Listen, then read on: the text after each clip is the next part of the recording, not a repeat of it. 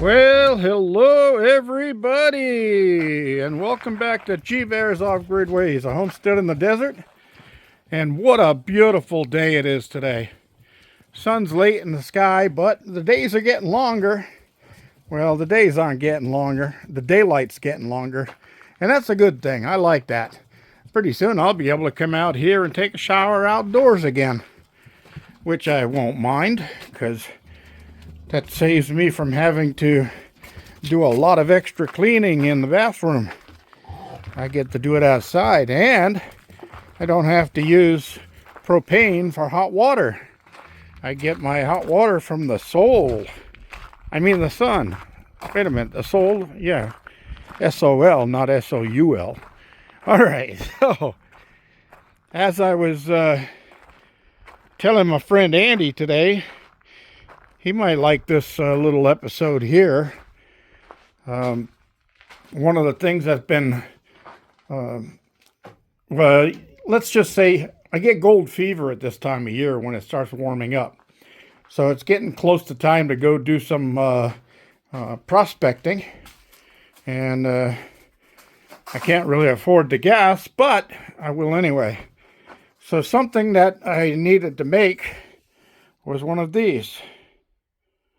And you say, what the heck is that? Well, this says bear on it. So it must be mine. What this is when you're out in the desert and you're in a dry wash and you're crevicing for gold. Well, you need to blow some dirt out of the crevice to see if there's any gold.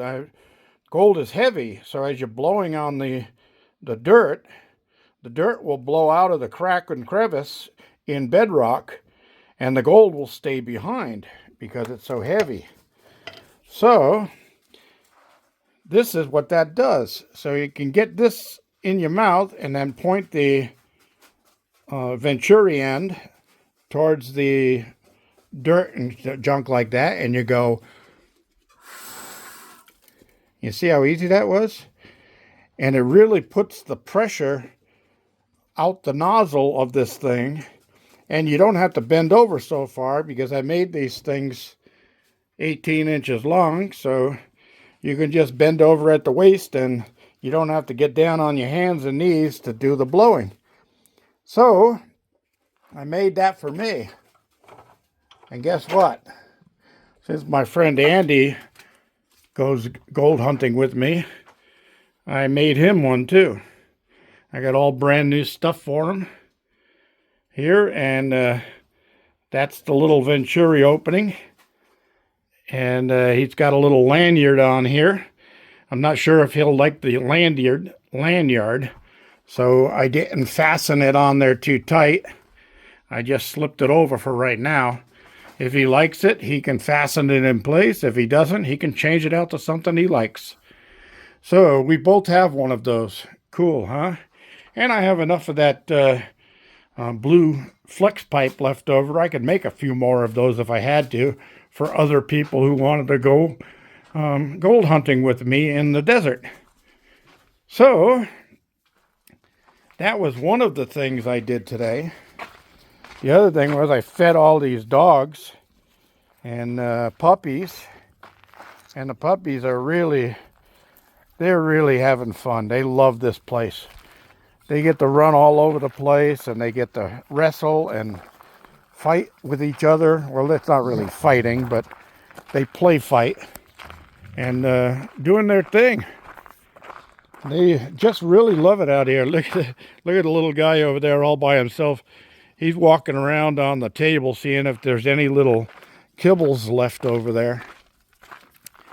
So the other thing I did was I actually got into the garden again today because it is so nice. And I just couldn't resist myself. I'm looking for, I think I showed it to you guys once before in a long time ago in one of the videos. I have this really long thermometer It's a round thermometer with a really long probe on it. Probably about 20 inches long or so.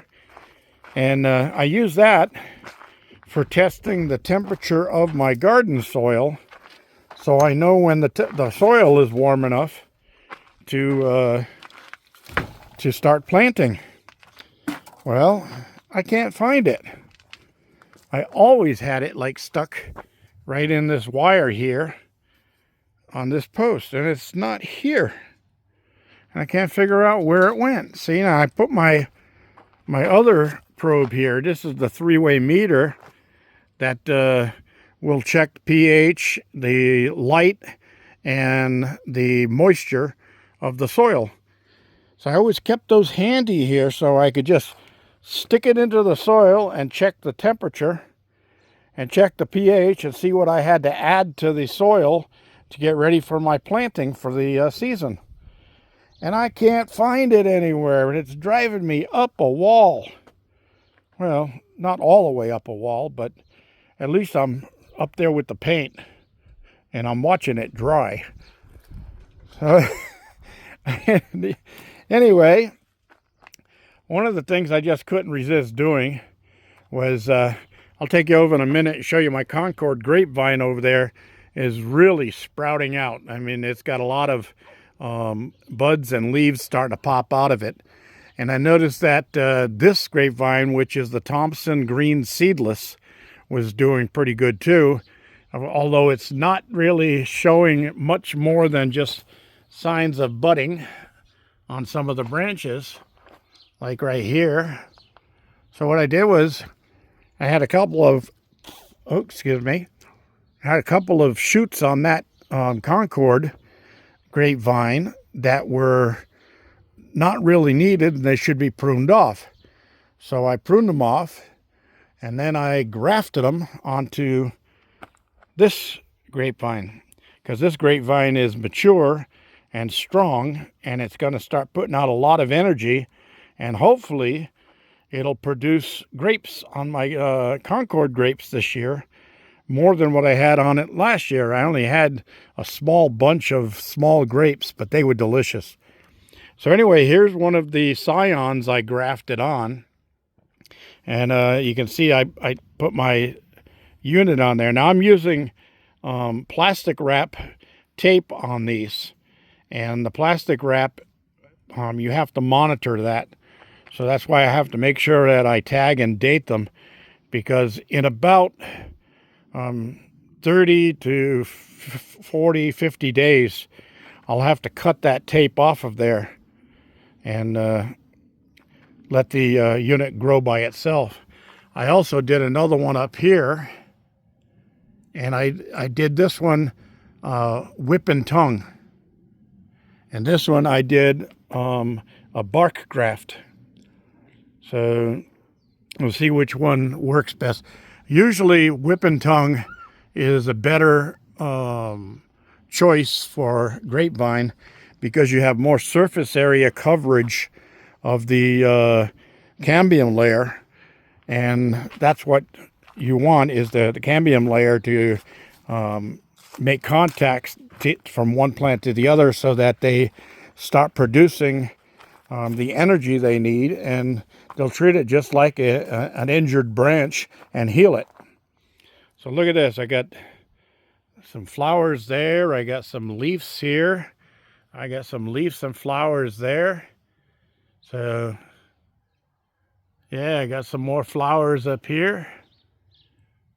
Yeah, I'm going to get some grapes this year. Cool. This is a very young plant though.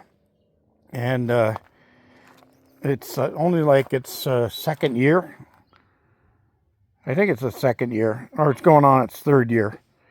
But last year I had 2 small clusters of grapes on this thing. So I'm wondering what I'm going to get this year out of it. And this one over here is not doing really well, but it's still alive. So I'm going to let it go a little bit longer. I probably should prune it back a little bit more right now that it's springtime. And that'll give it some more strength as it grows. This is a Thompson purple seedless grape. So is that one right there in the center. And that one I didn't get anything except leaves on it last year. So we'll have to see what happens there. But I've got grafts going all over this place now. And look at this. This graft has got some green on it. Ain't that something? Yeah. Oh, and this grapevine has got some growth on it too. That's a good thing. I might have to throw another graft on that little grapevine and see if I can't get something to produce off of it. That'd be great if I got a whole bunch of grapes this year. That would be grape. I haven't checked any of those yet to see if they've rooted.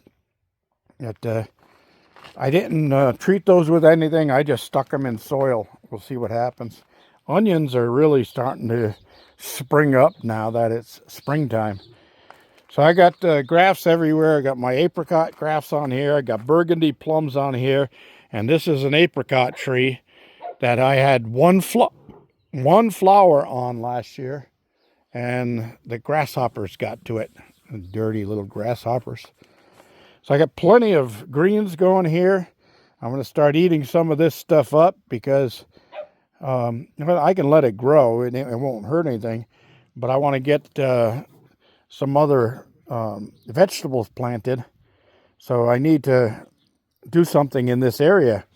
Now I can always dig some of these plants up and move them because they'll move pretty good. The greens don't really mind getting moved. But you see the warm weather is making the broccoli flowers. They're just very small and lots of them. And they're starting to put flowers out because they think it's springtime. So I got grafts done on this tree also. This is my Bartlett pear. And everything is starting to look like it's coming to life here. And this is the quince fruit. And the quince fruit is starting to bud and flower everywhere. So they are all showing signs of life. So I got to get out here. Although we're supposed to have a big cool down coming Friday with extra rain. And this one's supposed to be another decent sized storm. But that's okay. I'll take the water. I could use it. I've got still got empty totes down here that could be filled and give me plenty of water going into the summertime.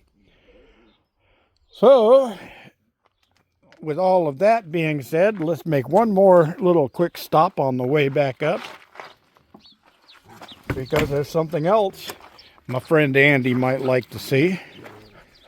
I know this will attract him because the weather is beautiful out here. If I could get 2 weeks of weather like this, I could get a lot done. I might even dig the trenches and the footings for the guest cabin over there and get the base and the water pipes and the drain pipes and that stuff all run over there so that the guest cabin is just about ready to go. Then I'm going to have to build a second outhouse, a guest outhouse. And I'll do that over on the other side of the guest cabin. Oh, I went right past where I wanted to go. So here you go, Andy. I know that you know what's in here. Look at that. Oh boy. A big old rack of spare ribs. And yeah, it's running at about 275 degrees there. It's been in there for about 2.5, almost 3 hours now. It's got a little while longer to go. And then I'll be out here to cut the foil open and put the barbecue sauce on, caramelize it, and then I'll be ready for supper. Did I say supper? These guys will all be playing down across the yard down there by the garden house, and I yell supper time, and you ought to see them. It looks like a greyhound race. They're all making a beeline straight back over here for the table. They don't want to be the last ones to get to the table. All right, everybody. I want to thank you all for joining me. This is G Bears signing off.